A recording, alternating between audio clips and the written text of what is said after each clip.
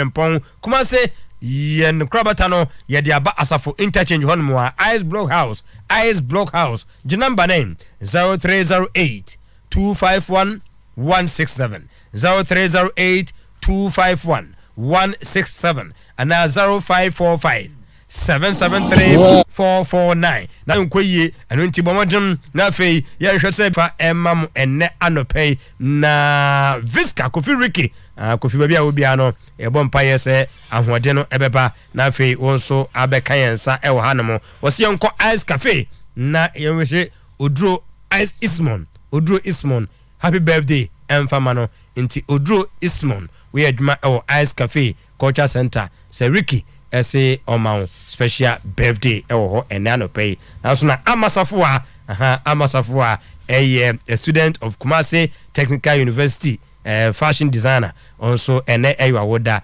nti happy birthday to Amasafua yemfansi na Bright Emra emeto so ene anopay emfa emamu ewo ho Clementino the darling boy awie am today's post twaso de amount na Dangerman Bafo Awa is seated and legend and so ha na Dangerman akwaba mejo so minia bibi aboko de nyame daro ma bibi free buy so boko kakra ebusuafo no bia ho ye pa nice one ya no obisa director ma me say yesi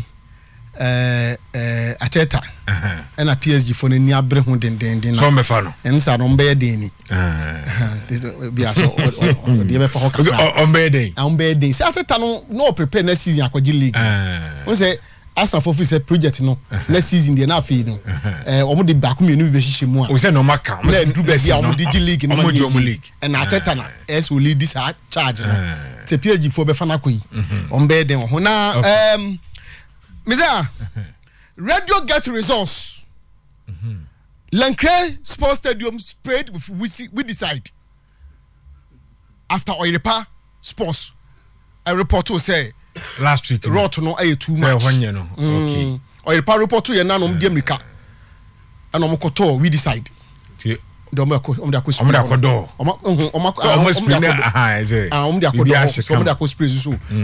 means if you see me hu na if you see eshi but a proye na a proye there Anglo God Ashanti ni district assembly no more boss no they don't care and there am say omo bubu nu egu masum omo nya wadwe so mbe hu bibia sesen se lenkre is a property o se mo na mo yi hu mfonyin wa harmo na no bia nti ho asem no but omo ye no omo de America omakwa hu adwuma akọ we decide akwakogu ho no ma omakwa na Ignatius crashes with Kimfesa supporters and no idea match no koso no jai we jam match no kwade be no Ignatius head coach making jai match no koso so one supporters here di no di shemu nyasem ketwa game no koso game no koso na no to bi no so to bi man no how is that possible coach original touchline but again ebenya video no sisi ana o de bi akira mo bi nya picture of video and you dey my video evidence the boys in the video about no boys in the aba no pay na mo de buy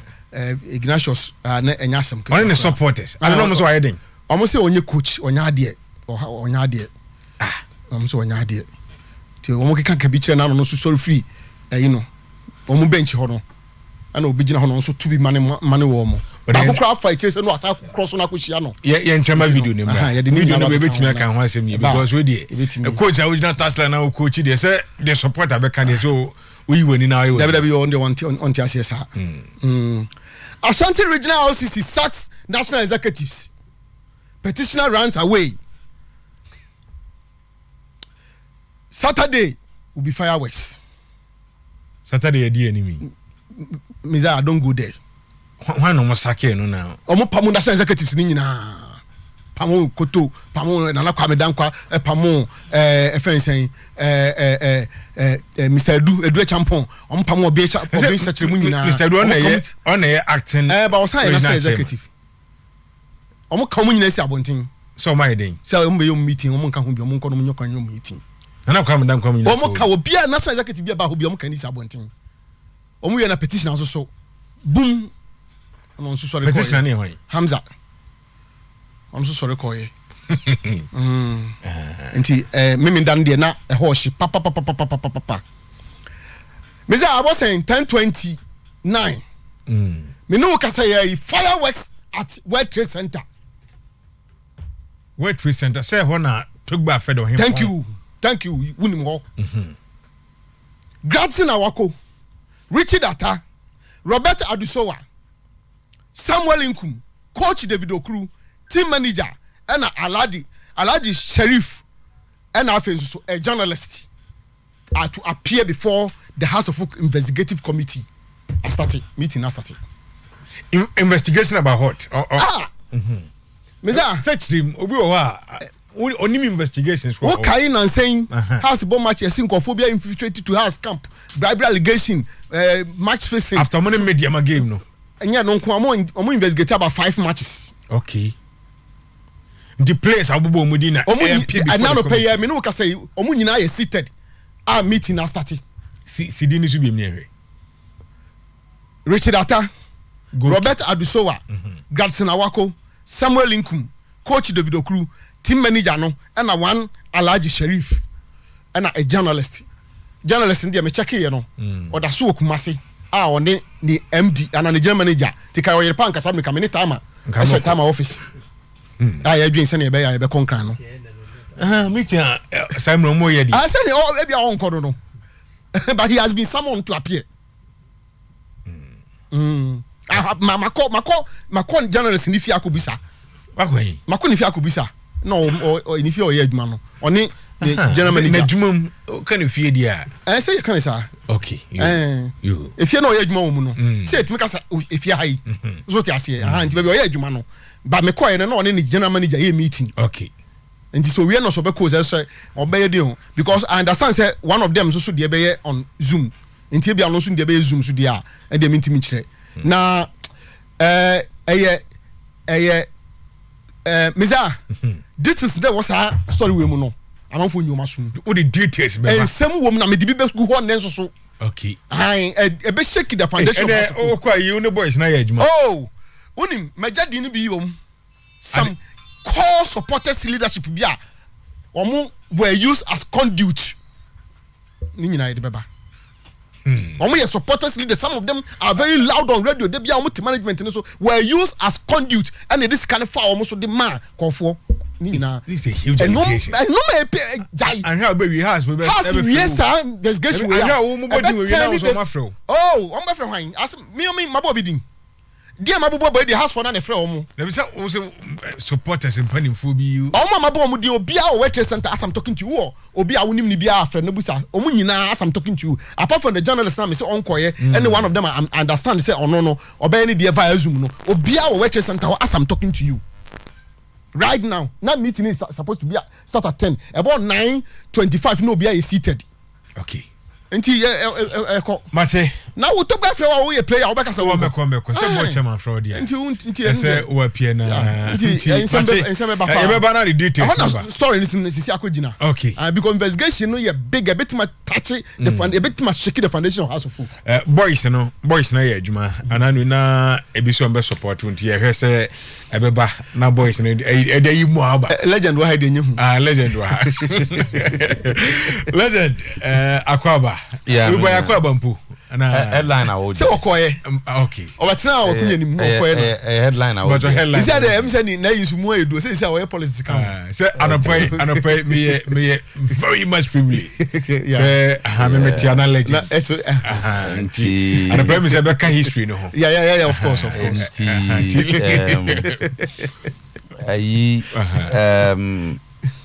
Say season end. Yes.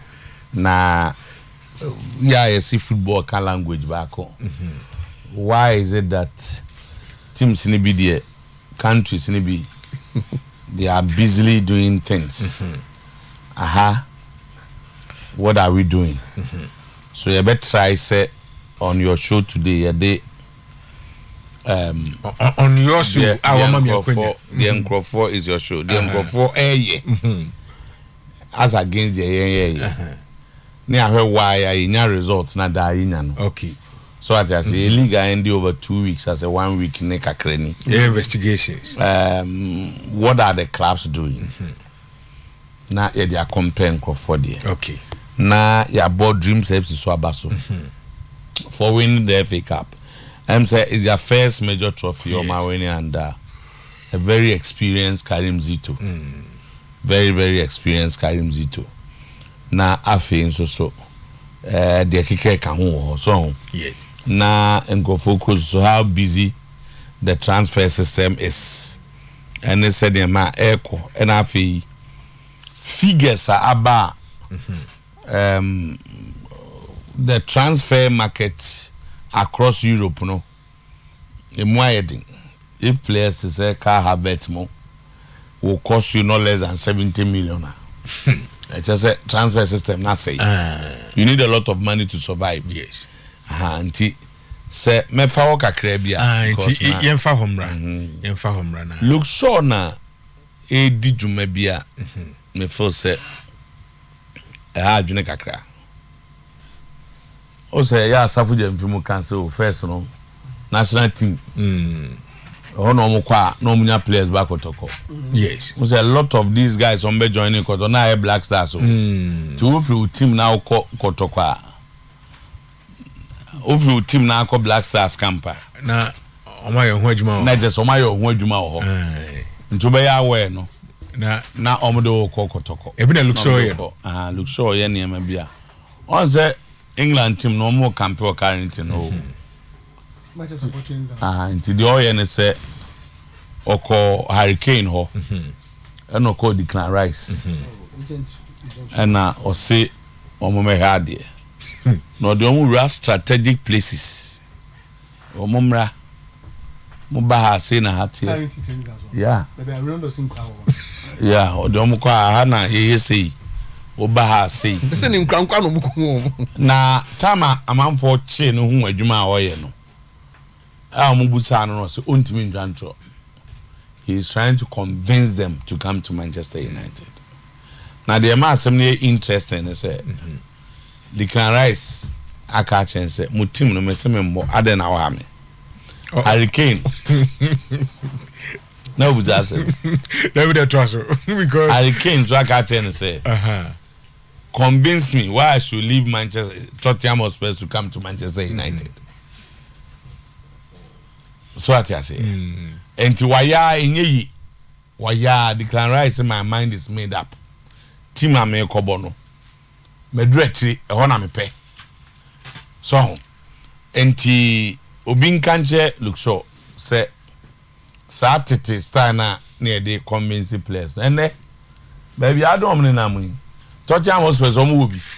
And na kan baby say a facility na dey convince dia. Because this place here come and say me said they want to be about facilities. Not just facilities. He's also convinced them that this a big club. Now, Hurricane, for instance, what's over 280 goals, yet you don't have any trophy. Yeah, now we are the crown, you are the Carabao Cup. And you had the Oba one the Abeji Cup. And now so he's trying to convince me. And now take away for cancer maybe. By then, memo is as no. Okay. Meaning say, man, you out there. Over to Busa. Go first, I say, maybe somebody use the word hate. No, you can use anyway. No, maybe somebody use hate. Question, all questions are allowed. Maybe somebody use hate. But go first, I say, man, you know, which your crowd, but so anything Manchester. Okay, Tina Oma catch him say, have I ever said anything? That is not correct. As I'm making, is it not reported? Exactly. So convention is reported. Or no, look so no more admit to say. Yes. I'll say I can't lie. Me for me to say, maybe go one same way na me be can. Hate no him. But them be also boy me wada room. If you and the nkwa no mu. And what other issue be you can bring say on say when you bring the other issue I'll try to answer. Okay. Me feel say Hanan could be a Quebec say yak free players akọ national team camp. Nanam say about fee all convince or say he's tapping them up. All convince you say omunyamre team na hanefe. We practice about for us years also. And then can be it is something that is not allowed. Say you can't do that. Say you can't do that. More or less like a tap up. All convince you be say onya team mra there. No, these are colleagues are more national team back. em fa say in radio business na obi abafie ha e be nipa na ya radio nko football enyasa obi player you can't do that with the player. Jose Mourinho saw a proposition and I think that yeah, someone I was say may I agree with him. Okay. I say the Intiama Africa aka check akran say and go for the Niama entice a lot of the boys who are supposed to be Africans to play for them in their national teams. Na FIFA nhwenya hu bibi. Okay. Anya sa ye nya equitable distribution. Enti no se Ghana nya akoda bi kopie baabi ana ye wono baabi a. No mhwe no obeya ade a nam se omno won niema cha Africa for nti no ma form no ombo om national team. Anya sa de kenne Kabukayo Saka boma Nigeria. And a lot of the guys who are playing for other countries, Jeremy Doku, a lot of them, most of them who are playing for Scotland, England, others. And if you find some review, said once your parents are from X country, that is where you play. I agree with him. Say, say Africa so you're part of the globalized football community. Ye bit ma compete at the World Cup. Sa enkrofo Kylian Mbappe. Bana ko jina Cameroon na o jina ba foforo. Kawewa Kabate Vieira mo ma Senegal. And they think say FIFA bit ma bibia fasade en ho get some legislation and ma kwan say be fan crofo. And I agree with him. But these are adults players I bo mudi Obia less than 18 years. No, they are adults. Yes, they can make their decisions. No. That I don't all go beyond. They say once you are parents, say be a call England, but Ghana need a war. Parents, be a one bako hana bako. So the argument is that, and I'm say, baby, a war mono, or more advantages be change so mobile Africa and more often than not, they want to play for them. Okay. But what's say Africa soon a chance to have our own? Nigeria say a lot of them. Ghana. Nanu yani force ya kunya William Fuene, Tarek Monia. They all should play for where they come from. That is Mourinho proposal. Memene ya junipa. Enti Mourinho pa chese emrofunu nyai training number training sa nkofuna na. WWE. Omuncho no mo mfa meboma ye ne mfa nkwohye wo. Omuncho ni omusa say. Set say Tarika obi na mrofo na tete na wo bo akodu level bi na ba mangana ya argument ne economy o sika ye nie nti. Na sesi football no FIFA say fair play dia. What training obi anya okurum ni no. Ono a training as. And say ombeja wo mu training. Training no so nya national team na training players. Yenka say Bukayo Saka onya Arsenal bo. But his father is over and him no original England team. He's not English. But me argument is why Belgium for team no. And you both parents look at them. And you both parents near you free one country. Na me say bia parent father wa ha and mother wa ha. And they say are you eligible so be play ama country ya. The same I also apply to father and mother say we Bukayo Saka any more English. Mahu. Oh, we are born when you go boy we are English. Say na English what? Na English what is it? Na English what say no mate. When English but of England. So I'm say we can say we can say English na bro for na English. Na we ni po jina wo say me bo ma English me English. We are English. That one say Bukayo Saka. Say what na hono mo obetime decide say me choose say me figure we mu. You are setting the obvious so bad for. Money no person say no, you see because no. Who is in the right na fini sem. You see as where he wants the argument in there. Or say sika sem. What I say abrabomu nsemunti there's no fairness. And money no ntu I think that is his point. Money no ntu Africa for no for say. Omo so omo nyira omo ho na sika sem no mo fanya omo no maye na entimi mo omo nkofo so ntimi. Probably you don't understand. Omo nyira na be there ya why is England. Yanyire ehun say yanyire ehun dey kan dey yenye dey na say facilities ya won say the system is and omo running football nyom na control economy of countries and one ga say obi nyire no point no say enam saa nneɛma no nti ama Africa. That is why we are not able to compete very well, because our best they always take them away.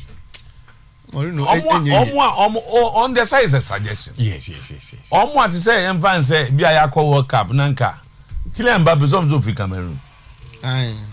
Na bia Mbappe wa ha French four boys yo mu jeja we obi an ko no krom nko bone dia ka World Cup kanye de. But legend we say your examples so say some of these players it's me Ebeka say ebia oya akra na me ne koi say nka nkobo ema Mbappe de na okantina na me beka no say oya akra na nkobo no say be gini bibi say ase na yamanabo na okoye na okobo ma France akwaje we nti e ba sa onya no matter some beka say so omma ma me nko so say monte na say no dey trust we monte ase this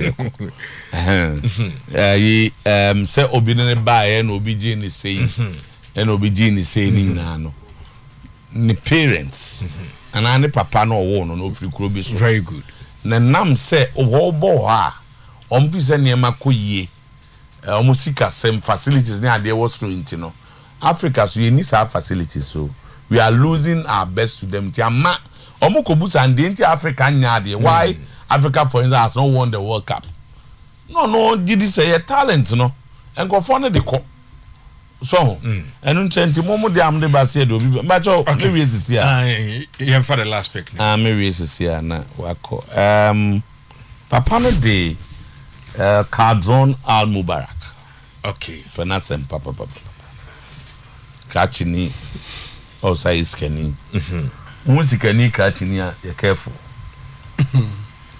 Kadron Al Mubarak na o address wi asin akaje for de mu nyina eskafo o han kan e u bro mo mbre wi ase pe kache fo Kadron Al Mubarak na address wi asin na after Manchester United City a dominating football in the world. Now him say adia na yapa when Chelsea won the Champions League and Arsenal nyam win bi Mourinho by Chelsea started some winning league near the only mom so far na Arsenal, because this is a team Arsenal had then dominated them our London Udu London mom to tie we share any partner some mu 8 or 9 because you support Arsenal also not Chelsea for him. Then all of a sudden not Chelsea and the Champions League kofa Mourinho aba so Arsenal mu do baby na e hadwene sisi e upo bi o bre pa woni ma Manchester City and Manchester United ade no bi ye nkwan tie nkwan na tufa ahwene mu a enye wa obdenati na be ba wo ndia obre papa do te no ho ade obede na aba no if you have that's all chare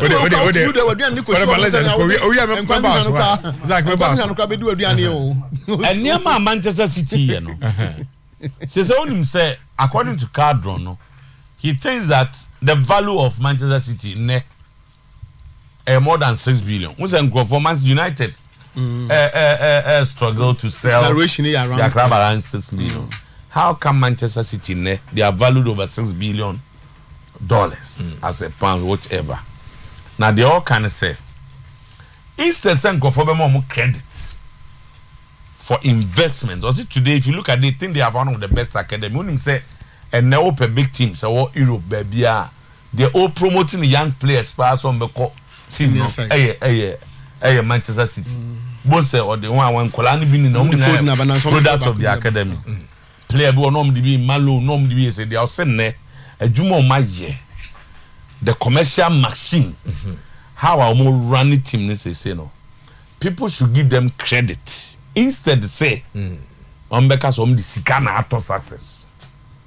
And people dwell on the charges and now move faces is here. But they have not been convicted of any of them. So for the time being, they should give credit, especially to the best coach in the world. Time we decided on Pep Guardiola, there were other clubs. No more fan bear, no more project. I am so successful. So people should give them credit. But see, the seasons ahead. They'll go into the market this season again because almost consolidating the Premier League. And then move to the champ. Finally, Declan Rice and Kai Havertz. First, last week, last 2 weeks, Arsenal should go for Kai Havertz. I say, na Kai Havertz there. I say last week, my case happened. Matinasi. Why retract statement? Obia chemu adia Kai Havertz. Ofra Tetana. O Mebusa, one of my friend coaches, no more around us now. No more chemi the other day. So Declan Rice, adia chibia e closer. Go for try some bebem using their players and at the same time. But Declan Rice was Arsenal bede last week 90 million. Then go for no. Omo pe 110, 100 being straightforward, and 10. Matisse, the check is ready. 100 no. Yeah. Arsenal, this cano, Ekoma West Ham, in a certain deal. Then it's also like it's Arsenal, the Kai Havertz, who play a role here. When himself say Champions League goal, final goal, no. Only few players have done that. To score in the finals of a Champions League. Few players. And his addition to the Arsenal team, our team are more dangerous next season. Time Ninti. Okay. May the best legendary. Legend. What's the kind of Zach? Etwon. Wamomia. Zach me boss right now. Work out the Kwajo of Foribua or say timer. Mourinho's comment is racist in disguise. These blacks representing other European countries is gradually curbing the high rate of racial abuse.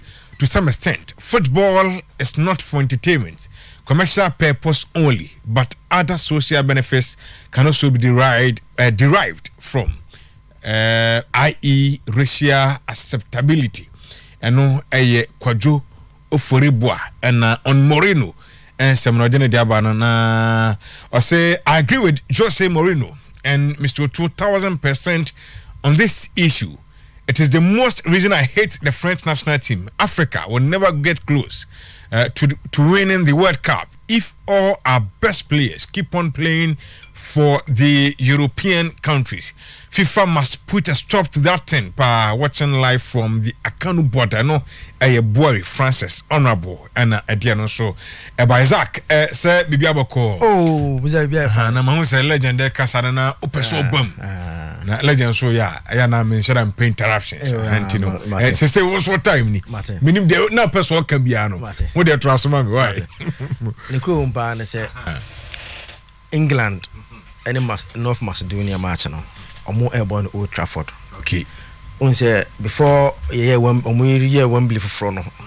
Na England bomb who match at Old Trafford. So for the first time in 16 years, they are going back to Old Trafford to play qualifier because there's a program at Wembley park in available.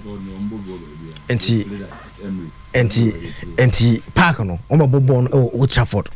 Enti mo born Old Trafford there. Ehne so mo campo quarantine because that is the closest to stadium one no ntina mo can quarantine na utie Luke Shaw interview na like he was joke when Gary Southgate and question na presser and ebusa Gary Southgate asem so and I say in a jovial way or answer about how like players jovial yes but no, admit say oyedi no he so no yeah so Luke Shaw also no a posti a picture of Hurricane more no corner because they are camping at quarantine. And I say quarantine there. I am fee. E just some who oh I say na edidi. I say na ye gym. I say na fako yi. Enti but say in the interview no. Did he admit say na or try to lure them on? No he didn't. This look sure and some kind about a Shaw yes discussing Mount potential transfer. Shaw said obviously he's not here, but I think it is all just a bit of banter, really. We have a joke and a laugh about it. I'm not too sure what goes on behind the scenes. It is to do with the club, really. But of course, when we are here, we are to do with the club, really. Yes, it's here. It is to do with the club, really. But of course, when we are here, we are always together and we have a joke about it. As well as yes. They joke about Ebia Weber we say can say it is really about the club. So he confirmed. Say yes. Oppo say transfer some day a club asama. Anye the wa you know say player you to we to tell us na pe di kan club asama. Anye player no no adwuma. But omo camp wonom na they jokes about sign them be say o we be kwa enter say look us me na ni o. Oi no boni pa wa any sen. Lu so ye boni bia. Current wonom no.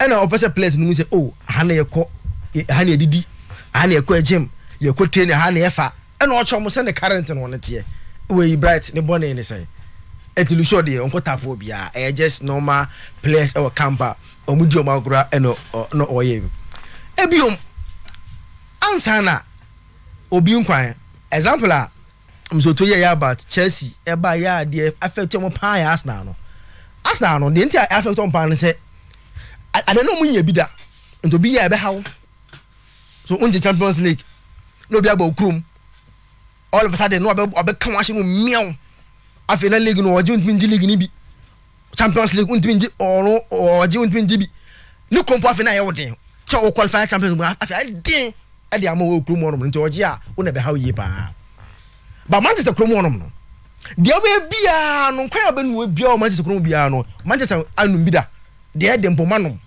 because omo eye ne efe so omo nkwan no omanum bi da enkwan diwinye bi omanum anti ye afi de oye bia no afa omfa say no ma nya hwe because ono ma ye bi da eti de titi ye no be blessed baby and now so bia so no every United supporter have enjoyed it before. Like say me pese legend ba so me ba say me pese me do ba ko achi kekre ano ehwa na me bai there is a quote here look so Zach is our mother na me college no read you na me de na ka because me quote to her look so confirm say I say I'm not going to lie, I'm speaking to them, telling them how good Manchester is because I know their qualities.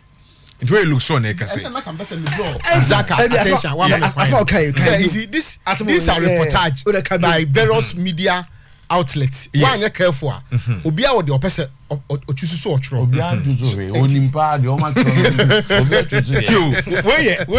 A question will be son and say, I no cross say.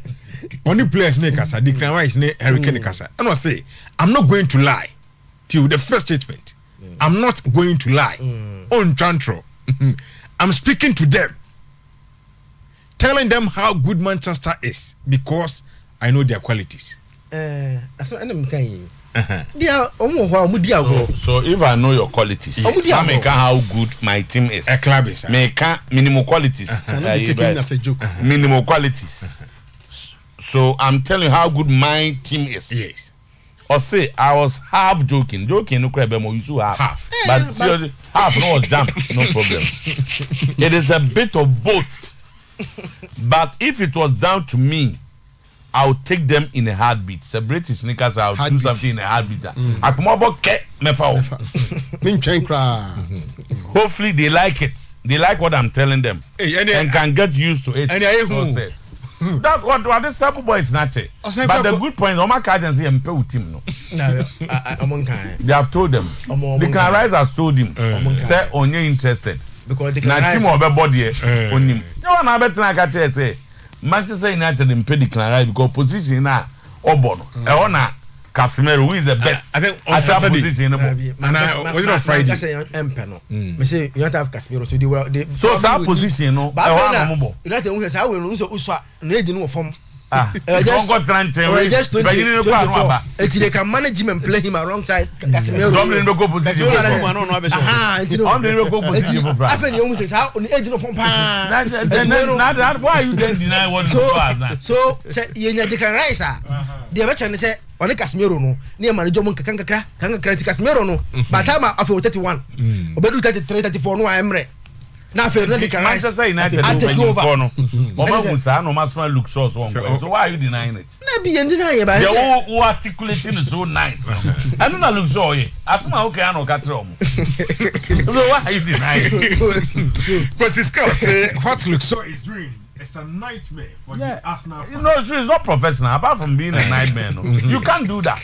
So you consider it's a nightmare? Say. No, boy is on pet. So what is the nightmare? Zach just mommy. The boy says he doesn't like to play for that. I say Arsenal. Now said declare only Arsenal boy. You know him United boy. You know who more him boy. Baby or call between Zach and Or na Arsenal question with 2 I want to take an draw. So Arsenal beat them and drew with them. So Arsenal picked 4 points from them. He knows Arsenal players. Now other come don't bomb players. Said the name pom here no see team be o no know. What you dey say here? It is Bright Asamyan say Manchester United. So wo you dey can rise. I don't say the Arsenal see United see you prefer to play for Manchester United because you are going to play for the biggest club in England. So the biggest club in England. Club I bet my mom world best. The only club that can make you win FIFA world best is Manchester United. I don't quite a club I bet my mom play FIFA world best. Exactly. There's no club in England. Exactly too. No. I'm Obia the world best about 20 years ago. Obia ni bium. What's the club about the world? I say Nipa no try so best about the world best bium. Who want him go say bye? So it's only bia na my name say no am so too. I don't come me umpa na say and I dey me ya pa say Croatian team anje UEFA Nations League no. You see that omo generation no. And how like we say it's easy for a side to be able to compete especially with say possession. So when Spain air struggle teams are beating Spain by using own tactics. But to have to make a squad as a team make Spain suffer like they did. So the method of Brozovic, Luka Modric and Kovacic. Yeah. Wow, what a game yesterday. Come fast to control game no. And how do I so comfortable? Nana Bawa message be man. I say hi Bright. The fans of Manchester United sends our regards to you and Zakito especially. And then we say Nipa 9 wa. And we be no free. Yeah. Nana Bawa say me message be. Me chana pa. Oh we be kana. No be say they are man. Nana Bawa na say o chai na me Zakito. Na dem won say Nipa 9 wa but Nipa mienu and ka so chai. But me wa chai me dada. Okay. That get trust. Etienne na lam fi say lam fi say born now look at money up at this age and kind of also push because in the last in 3 offenses they played in World Cup final lost to France and also UEFA Nations League and lose to my friend Spain and I born on my boy you know now I think say now they deserve to go home with something but don't take anything away from Spain. I'm also trying to say yes, a game that they were well determined to win this trophy. Once again, Rodri was named the player of the UEFA Nations League. You know, coupled up with the performance from the Champions League and the UEFA Nations League. But I say, just sometimes this award now when it becomes so close, the winner no gets advantage. Because boy now, crucial boys and boy, almost just out of you now. Unsen can Modric and so a chance of winning that accolade, you know. It's not where sometimes just like the World Cup, Mbappe and Messi. So born Mbappe boy, you know, born Messi so boy, you know. When they come so close, wow, would you know get the advantage over the other? And similar thing happened yesterday. Rodri deserve it, but I think now I was supporting the Croatians because I'm feeling Luka Modric at least or capping up with international trophy to celebrate and I say yeah celebrating Luka Modric for what he has. At this age, no team 120 minutes. Oboboni now 120 minutes and any sign of tiredness in Luka Modric. I want to know look at Ivan Perisic. Also 34 plus, also number 35 no Perisic. He also bought 120 minutes. Any sign of tiredness in him. Now we share Brozovic, Kovacic. Omo time upon extra time nothing but say omonya honen fofra omo de elbow ball no etiandra time na elko penalty no be say oh way a crucial game because in their last 4 penalty shootout at international stage, you know. Omo winning and at the last 4 for Spain, Omo lose 3 and Omo winning 1 before they say this penalty shootout. It's not I question no. These are guys are you better penalty shootout pan they are crucial for Omo year. But I think say Spain for no chiro say even though the last World Cup Omo Morocco penalty Omo boni but this time no more mini business are omo ewi ni ntiamo maba so but I think say media and I was not I wish say because we probably might be either the last and that's the last but one say if UEFA Euros no one ya and you know ebia the last of Modric and Ronaldo might be looking at their last international tournament to go to right okay now interesting weekend based on it but yes, Yebafie Perry Abua said Declan Rice will join Manchester City. Arsenal will end up with Romeo Lavia. So Romeo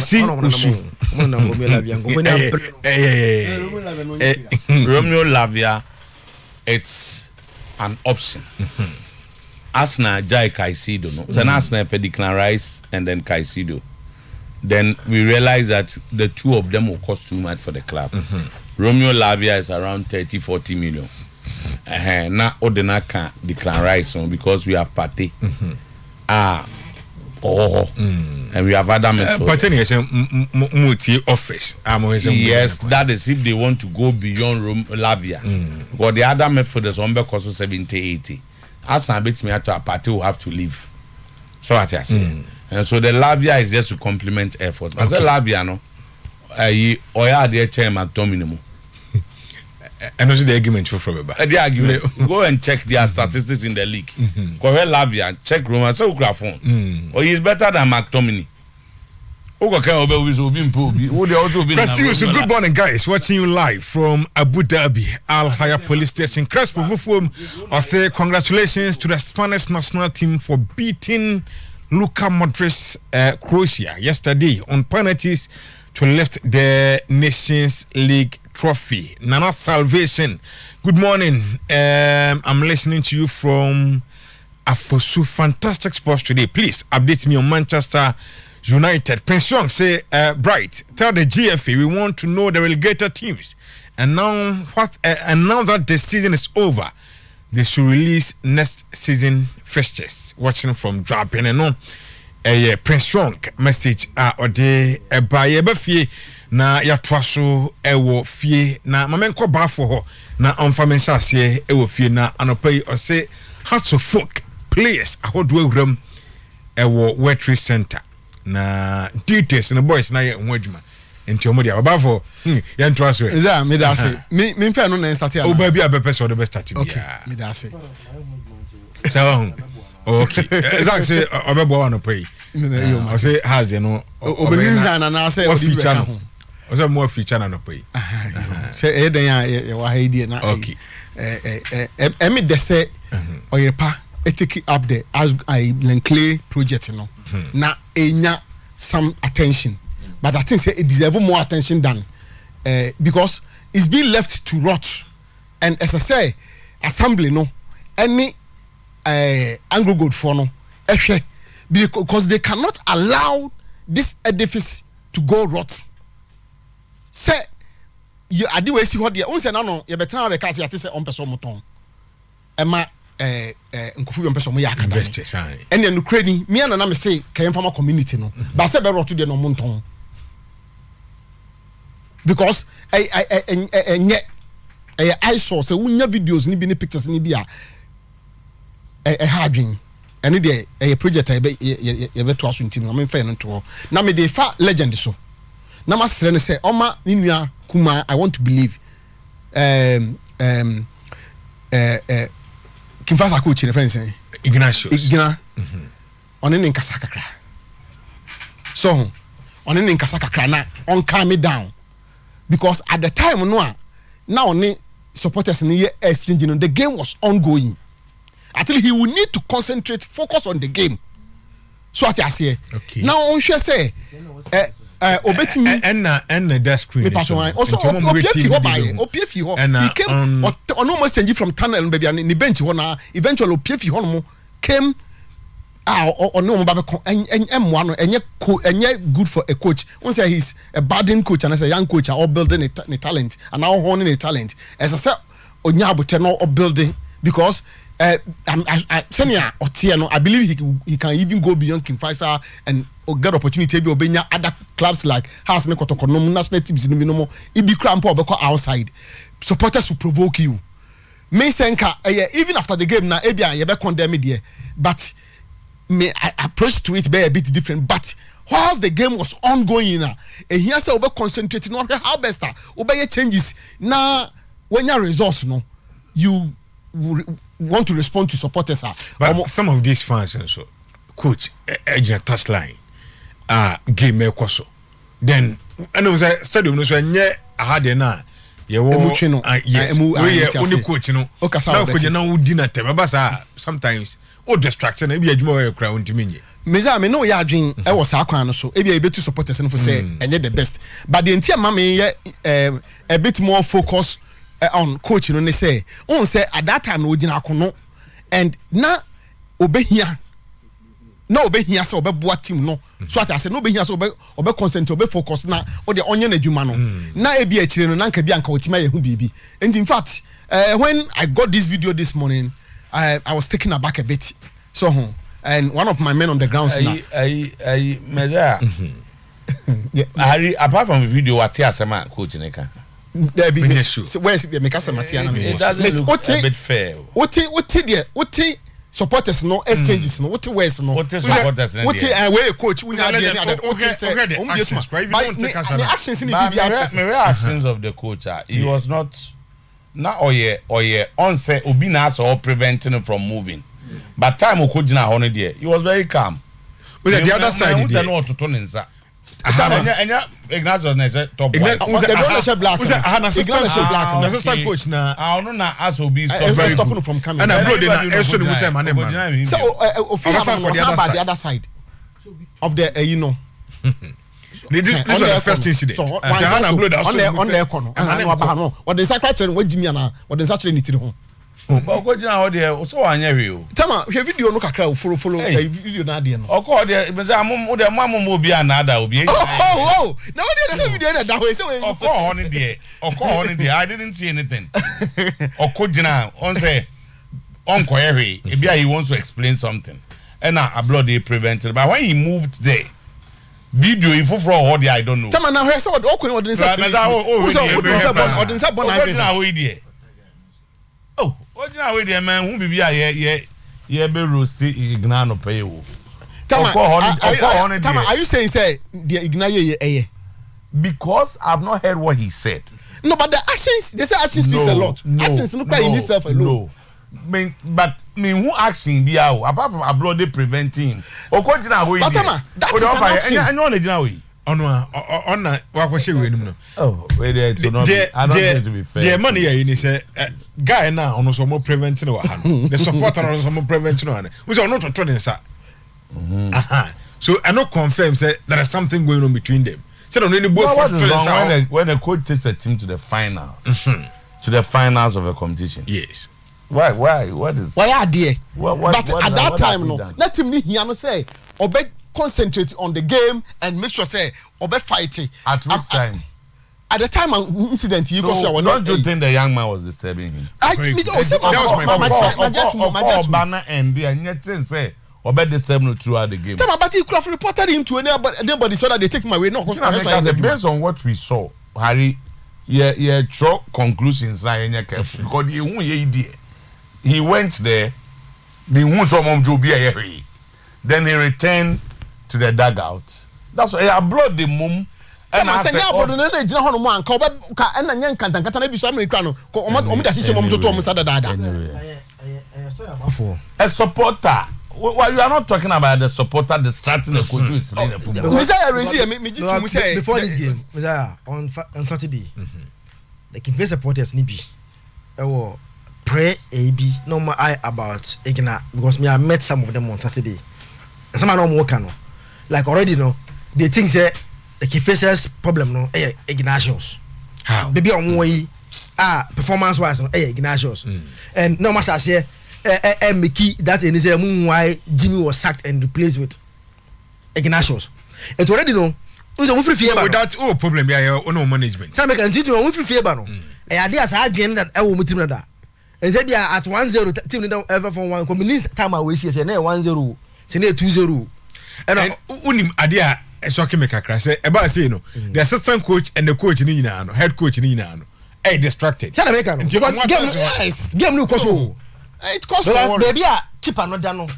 I just say second half because the second half no dims for bad baby ana wait for bench run no confessed bench run no. So based on this video say second half now team na base of ticker. Yes. Then a supporter you need words are all use because for Ignat also react. Yes, let's condemn the behavior no. But for Ignat to act this way it say the worst Ebian because use on him no. Because first time yedidi as supporters can't match coaches in here. But for Ignat also react this way it say probably Sakwa no the Oshe so no Oshe top general no and some no all can for no also no some papa because there are certain words but for irrespective of how professional you are so be you sumawa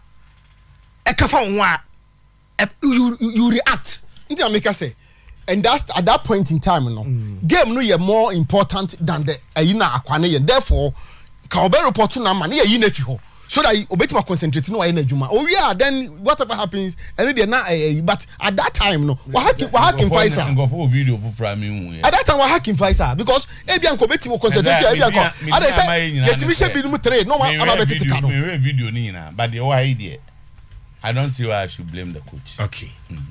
Ebia bibi wo wa me hu I will not. In fact me feel say say ni nyina ni dia. I look at the young man our movie call here. The video that I'm seeing it didn't take even 1 minute. He comes by of course one he just stood there probably he might have uttered a word and one so you know say and no science are ban and dug out.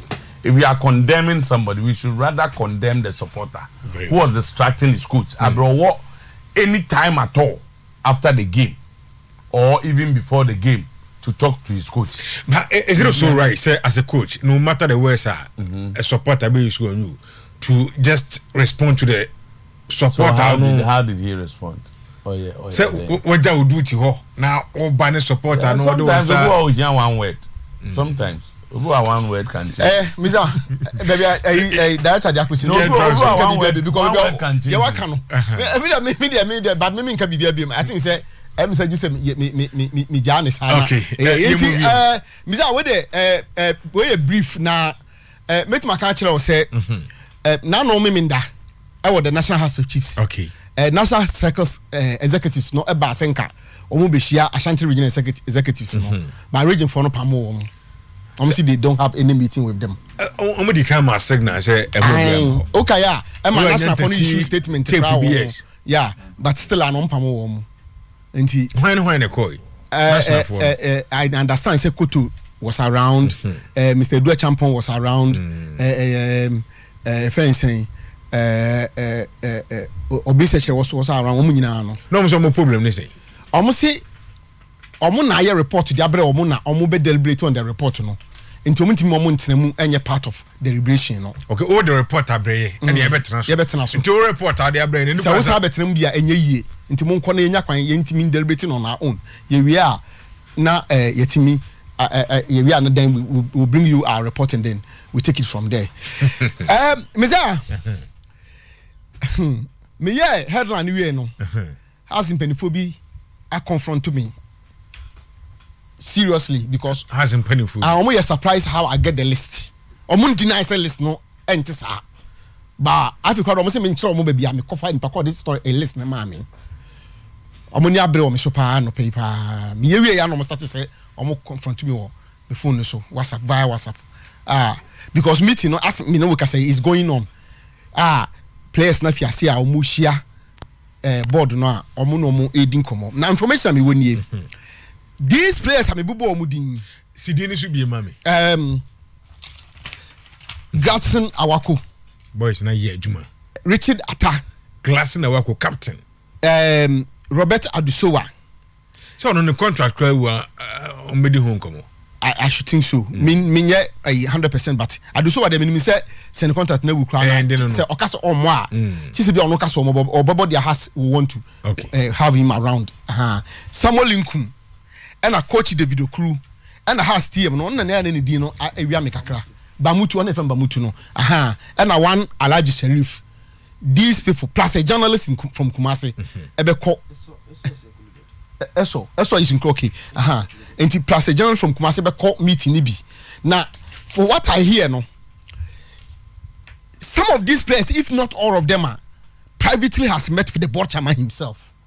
So why background works? Yes, some of these players no individually privately has met with board chairman no, and then someone met it to say omako pragu hono no minua enya sem ketwa someone and who say has any media bowie happen nkofo raising eyebrows say bon mo boy no media bet ma house why o ma house even in Accra media ma house enti say media ma house there kanye news but kwai on fa so mo de house any someone na call round obeka ya for a good reason.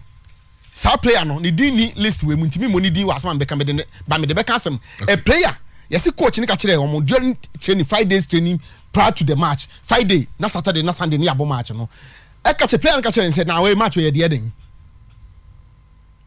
coach ni so o mo nyiro mo se na mo ye training na wo fo mo nye player ni coach ni e ka kire say na match we de den kofu bia no mo hote ye no and mo free board member ba ko ka kire say this is what has transpired between the coach and the players. And a player. Some player ni included in a name. Wait, omo mo ko name. Me listen na me wono ni din ni. O say me boy man first so kra nka ho. Ba Zakito de eso abeka ho say ono so be ko bia I can't tell. Intina me mpe say meteki bia no bia akwa se bia ye ti player bia ye di player bi ti ha no ye ni si ana se but that player catch the coach ni say match ni nya match. Omo di ni ye hwe. Now there are rumors and speculations or allegations going rounds and I say call rounds a chere say has ni samates match our boy a particular player catch them penifone say wo hu say binuma kwa jisika in fact omo mention 40,000 Ghana cedis player na catch omo say enunti on na ball no which means or a goalkeeper. That's what I hear. Enti Sansem when you know for what I hear and akopie Bochaman anim. And Bochaman feels say okay, we tete omo say tete omo individually. Board for no metenase. Players no should appear before them. Na afi omo take omo through.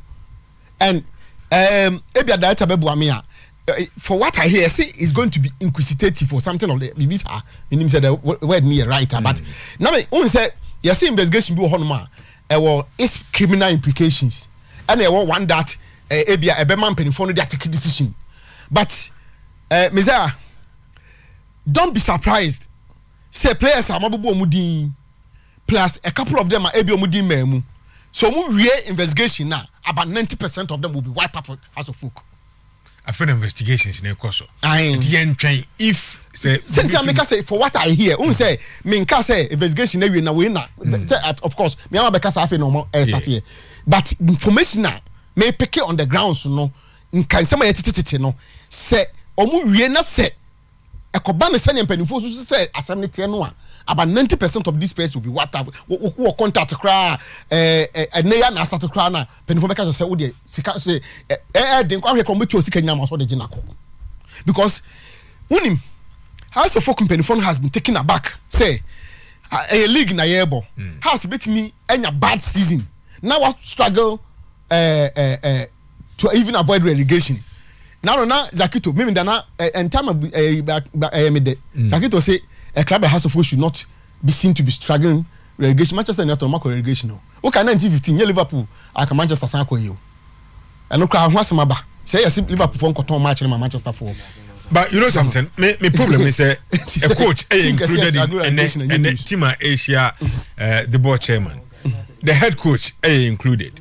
This is a coach of Abba Bontambeka say about to a depleted side and untina performance in so when we invite coach say we say Akoswa Obeka just say na your coach in the side of players over to money and how many season am some of the nsɛm no nkakra metititi no ebi ho ebi twetwa coach na so but ase wampɛ hwe anya amfa ho ebi ho mate say yesi ebi ho twetwa na so na say ebi bepie nanim. For instance, match na yesi obi si on day the coach was told, he got to know of it. Issues to see your dressing room. Okay, say me be a story be say obi call dressing room e watamale. Okay say me be a story say obi call dressing room e wo fencing bechem e ma support bi kra ne omu konya exchanges ni sa no man. Sansem mu nyina mpanifo ne boss all of them together. Because ni nyina ye normal isisi ya. Even me has mpanifo bi took me on, but eventually omo behu say omo kire omo kwaye background check no behu say some of them na ye kan wa ha no because ubeka video no trend here. So they took the video, they went back and took the video now. Sorry na ye wa ha no na nkofo twitwa video ndi edidi atem dey no. They went back, picked the video, carefully studied the lines now. A woman no follow the thread and started using some of them no as idea at least would bet me jina so e dey ahwe say would ye bibie be ya. Enti as of now there. Okay. Say kay remember anka that I say prima facie isan mo kano. Ka ba this ankom enka o ma establish bibi penifo no board for na establish bibi a on for surface o mo hwe insem no mo ye.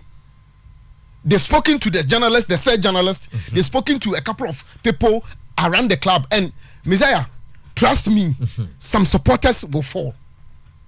Supporters? Yes. How supporters? Oh, Delta, we are supporter. Now so be person of this command player or team. Near the seals now, the commander, and yasum.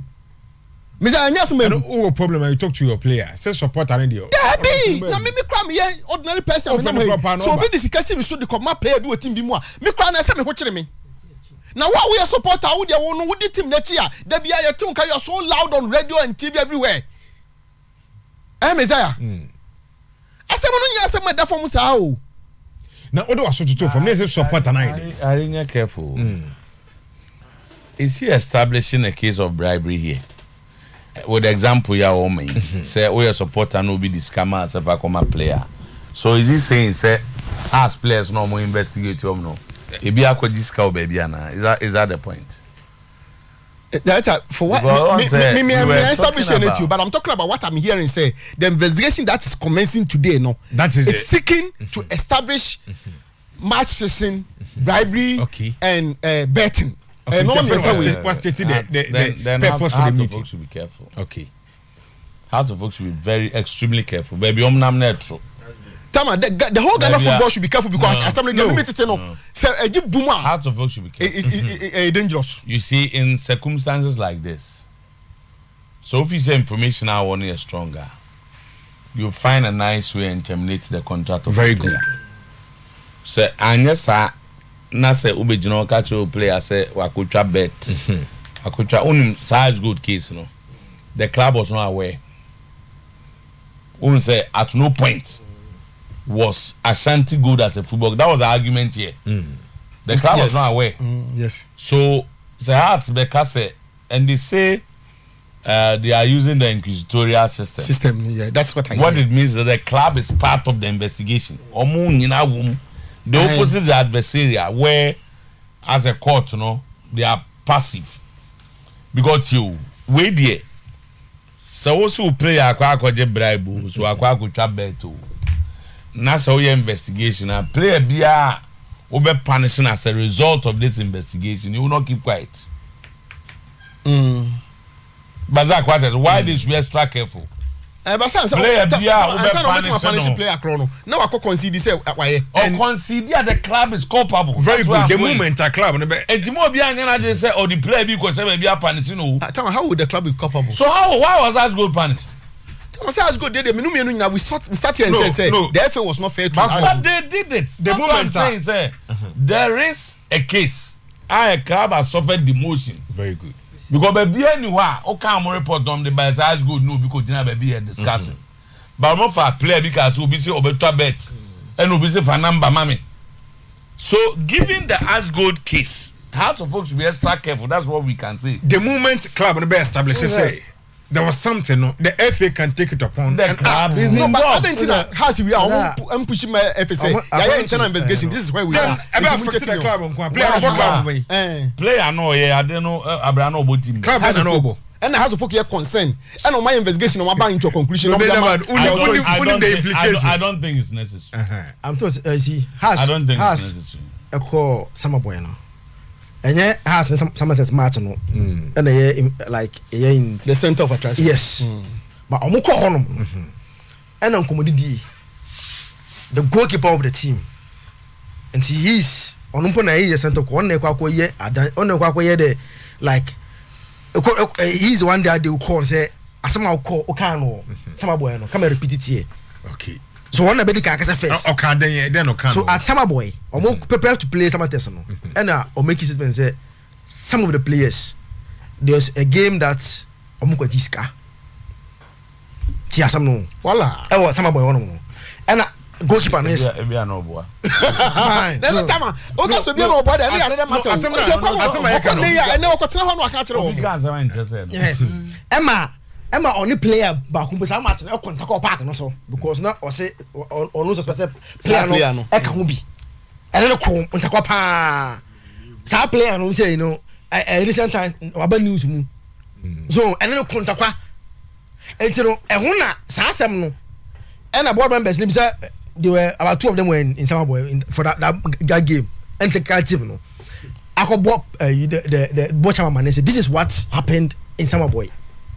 And has only investigation to this issue. Until the first place in including also one more Caleb is included.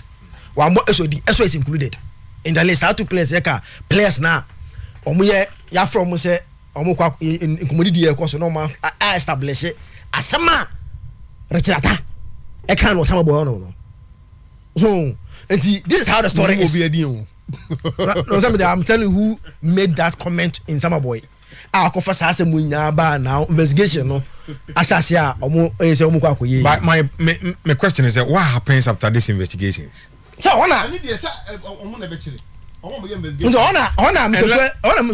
very good because one if asema Richata alleged to have said in Summer Boy no okona okwaka ho na bia muso mu chese ampa mu invest ampa se asema kan is place because GCK now is coming back to much of convenience.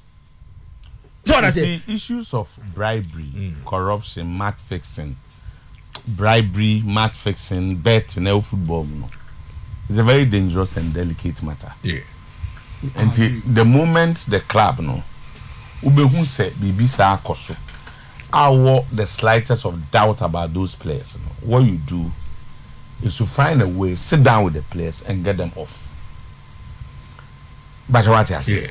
Say investigation, it doesn't help. Tama, almost I deny endemic. I endemic, it means that they have enough information.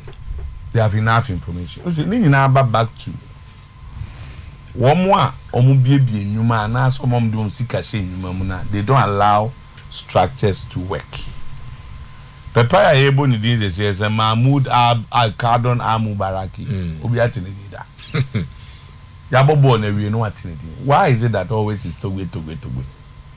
Now, yes, sir, the structures you put in place, that commanding order. No, for instance, in some teams elsewhere, the team manager, the coaches, they are so powerful. Yes. So powerful that they can take decisions on the players. Managers. Season ending, you see board baby. Then the coach will make recommendations. Come on, we almost invited the team manager and the coach. Me, I'm not talking. Me, I don't. Why I don't remember some account. I know how dangerous it is. The Omoyeno, it's very, very dangerous. Very, very.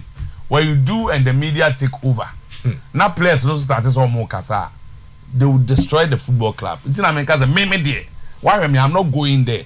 And I've said it's not necessary. They can go ahead and do it. These players, some people go on Masia. The kind of things they will say. Ube Johnny, footballers. Some footballer also or can't the team once a month. Ube Johnny. But club no so intimate in house. So if you are convinced, you see, you can conduct your investigation without talking to the players. The moment you have the conviction, says Zakito, say no tear. Cause Zakito enter, the club cannot continue with you. Me more charge biya. Enti, you ever say I don't want club for. If you need to compensate him and get rid of him, Malim free. Ebi on person on establish What are you going to? Some guys say issues of betting and bribery. No, it's difficult to establish anything. But enkom we paying enkom na woody and be mo hu say nipan oye ya na wanye. For instance, the goalkeeper bi ko gina baby ka say my bribe. No abusa nipa say na wo a o kasa asem no. Na we anyway na wo ho a. Na wa umu no you can even but also in the name of investigation to establish betting, to establish bribery for a football club, who we pay investigation about here and a public issue, and betting in whichever form. The system might not have the courage to punish us of folk. We are convinced that they do away. Now, time I pamu over one place. Sit down with them. Go to their fortunately their contracts are over. After arrest or renew. But so your players performance half of those who are very good and will do these things. It is better to have them than to have politicians like this. The team, yes. And the folk structure now. Easy, there's a problem with the structure. And problem is created by the one who is on top. When you have board members running a football club, it's a problem. And Kofa converted into management members. And then allow the system. My point is that why is it that at least some years I'm not so there. Do no be unyano. Untimi answer questions. You know what to Jerry will be the Yantiwa. Acquire go for your why don't you study their system? And do same and see whether it works. Okay, almost Ghana had the NAE. But I mean, say, you see, you know why you don't hear these things elsewhere? Mimi GDN say when you set up a management structure, a board structure, CSA will be a head of sports. He is the main man here. Then the next is the head of program. The next is whatever. So if you are CEO as well, you don't bypass all of them and deal with. Yes, sir. You may not see it today. Bible say, there was a structure, no? A cracky. But when you the whole book, my professional, no? So why is even where as a young person to be in our friend for? I think he's too big to be dealing with footballers. He doesn't have to deal with them. But Tama say, he doesn't. But catch last season, pre-season, no? Or catch and say he is the executive board chairman that he's running day-to-day affairs and pick people. So if you are the executive board chairman, there's a technical structure. You dwell on the report of the coach. You sit down and have meetings with your coaches. Now, has cry or without a coach, assistant coach. No, he's the coach. But he's the coach. He's the coach. And then on the committee. Sunday, my say, I'm past. I can start in the somewhere along the season, you realize that somebody is not that powerful. Yeah. Obini, to me or they taking decisions. And I wonder why they do that. I was say the coach should be there. You see, people spend money 16, 18, 20 million pounds. Obisi Yankofa Jose Mourinho. You know why? He takes care of the playing body. Technical team in India. So you cannot bypass him and go and have any other discussion. And if you're a big club, you go for a big coach. And not that David Moyes went to Manchester United. As some TV call West Ham. Yeah. You need big boys to manage big teams. And yes, I go for Obia Keka. And you study the coach, you look at him, his records. Say no sit here. Is he in charge of the team? But coach be our manipulating now. And man know do. Wow investment. They think that what matter be Faribo, you have him where the men touch no more you now to the coach or didn't pay. We need the no as are compensating. Then it's your investment. So at the end of the day, honestly, na bro. Me also be me with Mazaki to more. Mahari Momedia too. No me Jimmy pay, no me di. Ada ube me di no say Jamaica. So who is losing here? Mom try this investigation. It will not help them because press the Bekasa. Omumi no. Ubi so koye no aka tell say okwaje bribe or some test. Enti me you edi no akoda. They will start talking. Maybe on investigations. After the investigations, the club is no will be not on. That's what they teach him. There will be for performance. Me no kusema obusa me amika no credit no yi. Nobody official letter never man mistake just so we are implicated They implicated in doing what? See when I say me can credit. So I was performing for the club. So the club is also culpable. That's the point I'm making. Oh, the culpability of the club is established by now it's just a player making an allegation to against are you even involving your club in the club the teammates. So say officer said match be boy. Yeah. Now he has to go there to go and prove to the management that somehow can and and you know that is where all these issues start. But I know, knowing how these players are, knowing how they are, no. My man once said, "Boy, look at how because as I'm reading say, man can I say, me can before man I say, don't be surprised after this meeting you hear this kind of theory say, man they say man can." And I answer BBC and say just because they know the implication. Listen, as my can yet trust how say a player I bold I can say players about 5 or 6 on fee say a game I'm going to be from that club team to the extent that look at. No, not just Samate's game. No, but no more. So Mundiabem. And you know the thing happened that boy, but not that game. So it's either young Kenyan share the before about in the coming days. Many so movie channel another one. And they out there conclude but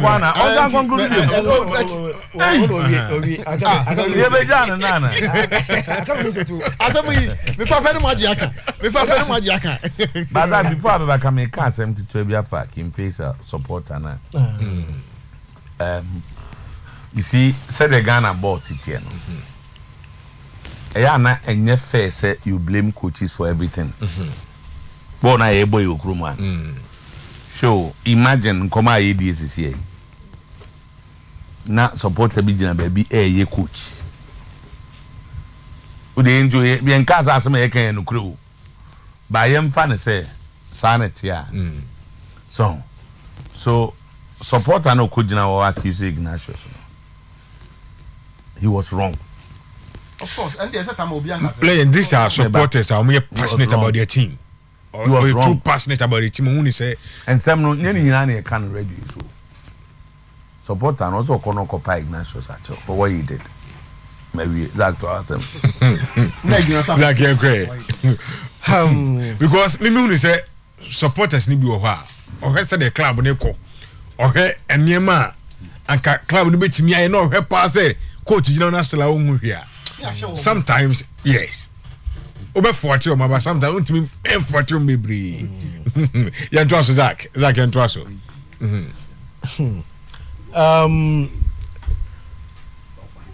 But a friend is saying, and you share a friend is saying, you the Blasters of Ghana, yeah, against Madagascar. Most Ghanaians are not happy with what they saw. Against Madagascar. Now we have to accept the fact that our team no that kind of baby blasters no Ghanaians should start as a lower more expectations. The team I don't want to use the word it's not just good enough. But based on what we've seen, baby actually say maybe I say Ghanaian special episode national team could do enduro. You see, when people make excuse about and most of the games in qualifiers, you see these Malians in faraway fence Congo. Just say bono Oma Congo for no Omukromo Muse. they are Mali omu nimbo no bossing omo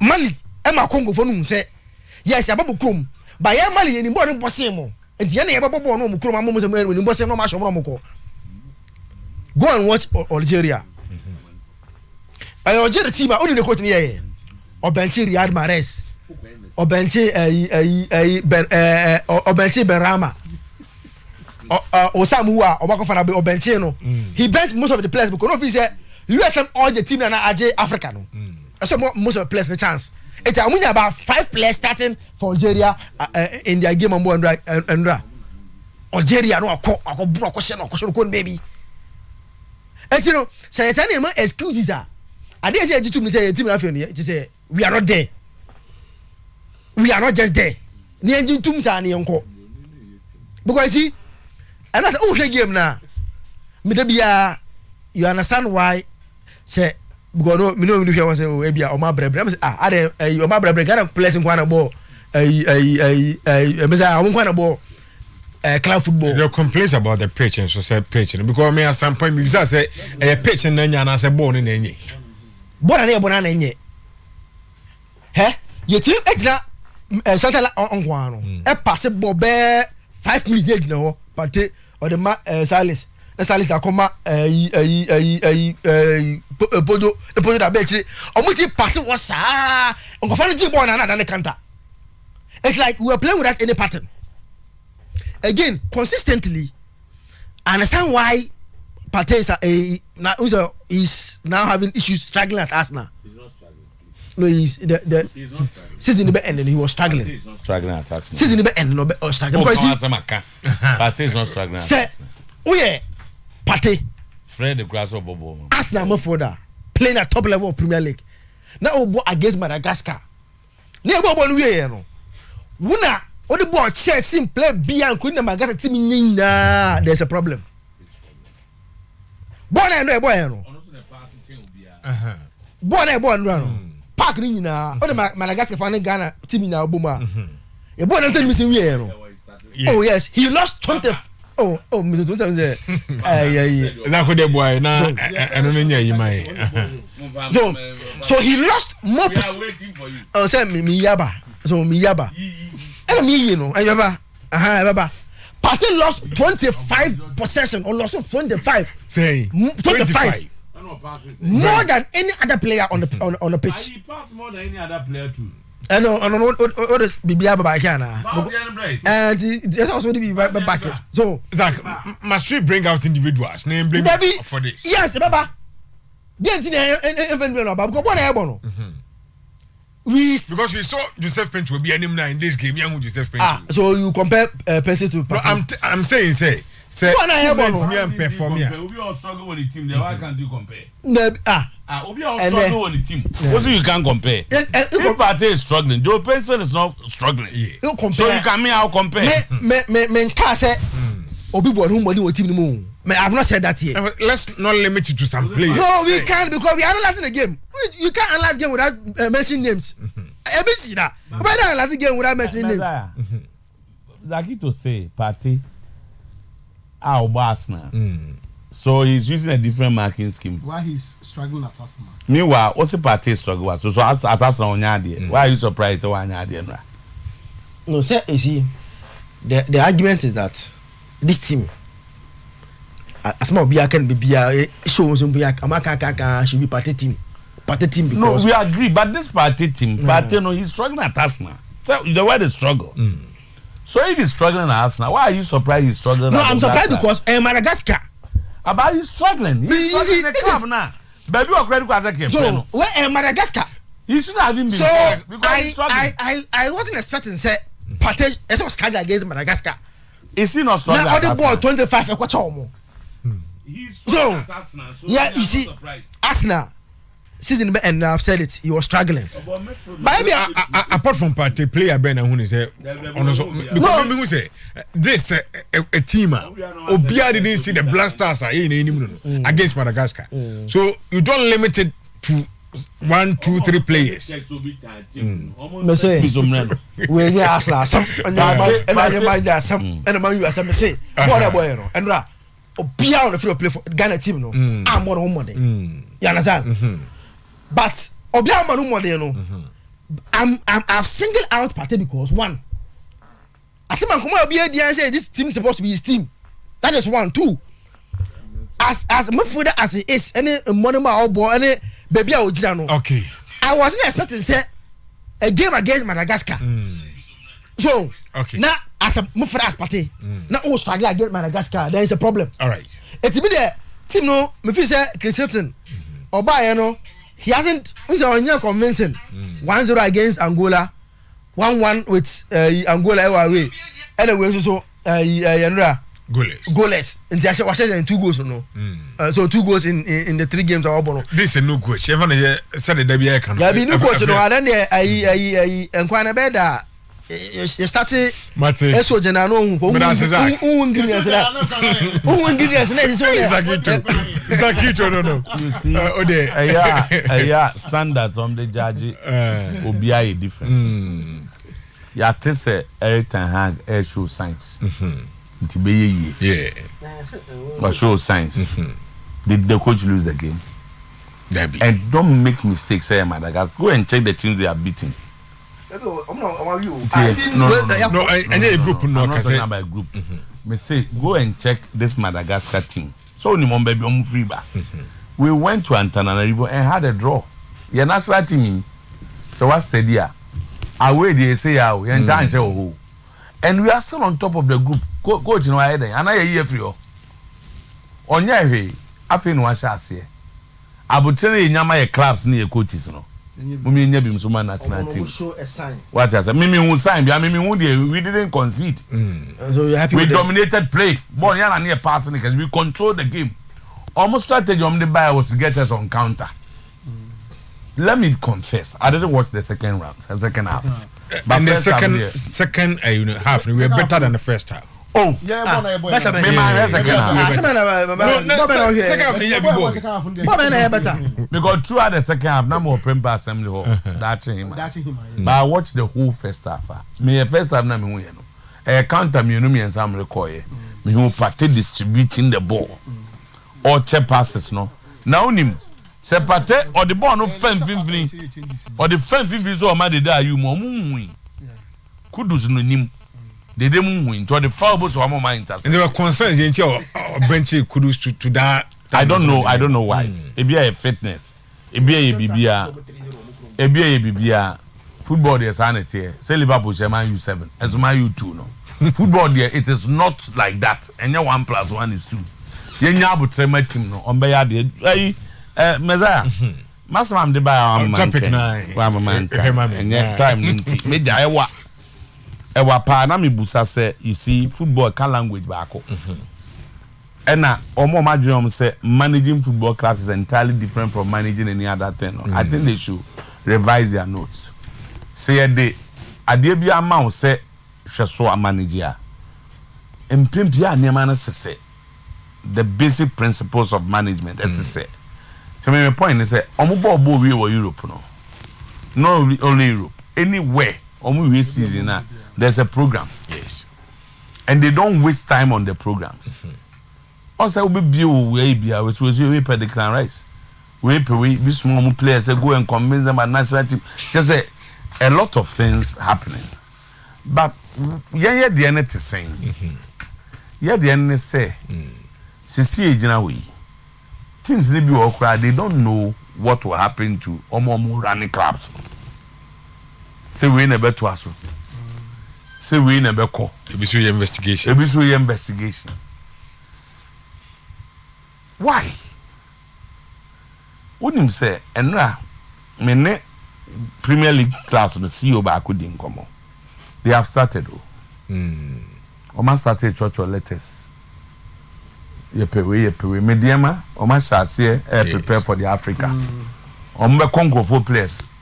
Trust me, dear, my player, I'm open yibi. Experience by Akumi no Africa team. And they are joining our team to go to Africa.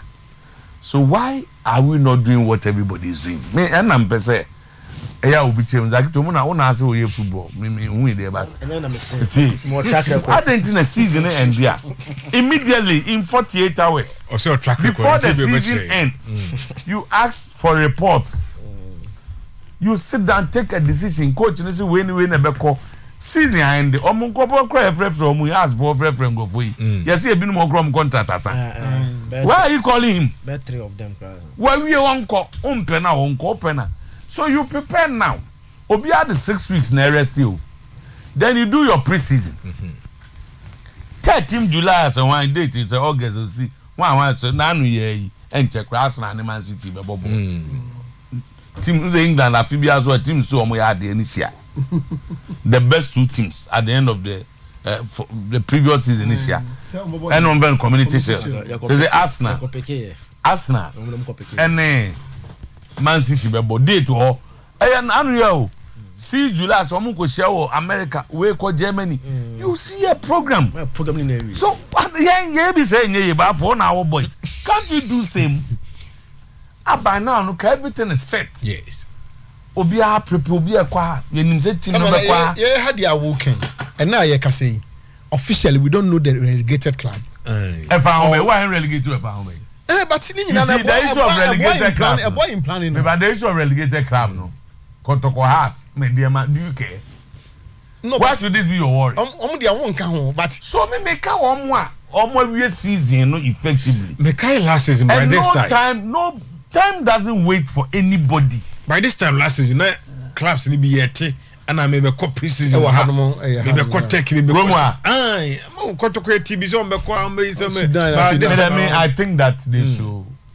omunya niamantem because say me dear man Nigeria league next season I will have football and two next season I bow na hearts of folk omo so mo young investigation omo careful because be as some players no might muddy stuff no omo nya in term your own pen no coach nya report ma your own pen man nko by now visa season and they are supposed to have announced a new coach so we are soon a Mano way starts meaning say behind this probably they are looking for other players but no nebe ya mumpe for front them no mra no nye Kotoko so say see you no be kwa mama ne ko na for board no be den time ko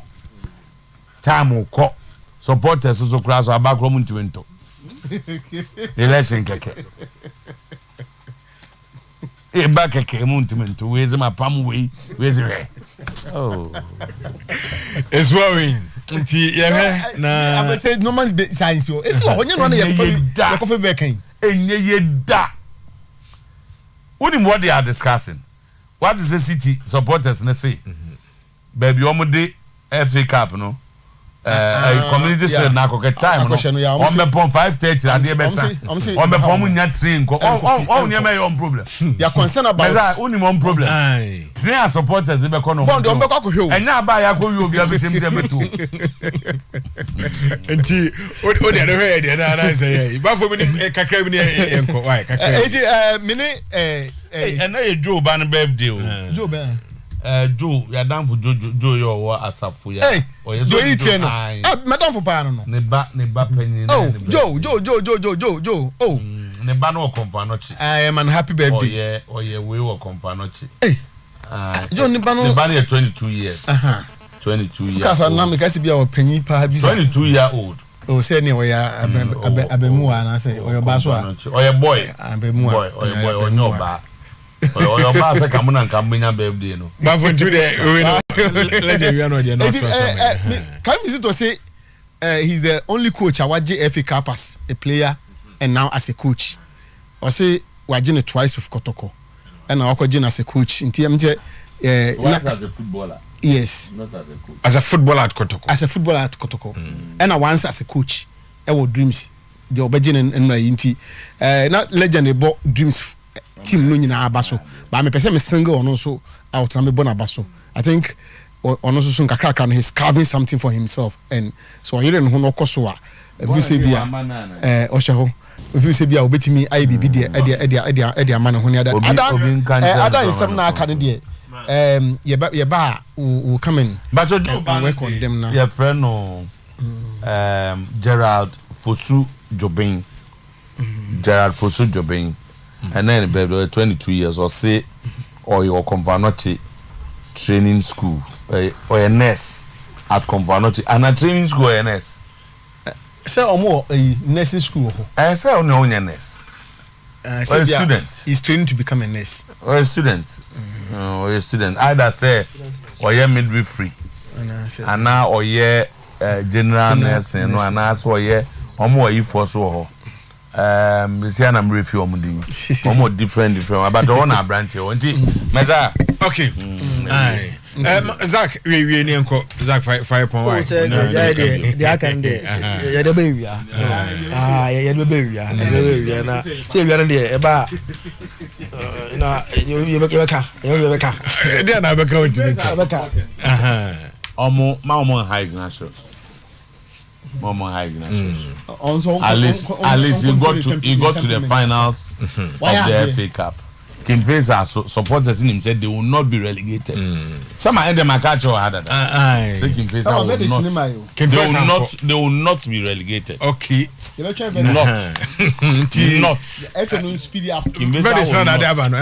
They will not be relegated. Wednesday or Thursday, Wednesday or Thursday.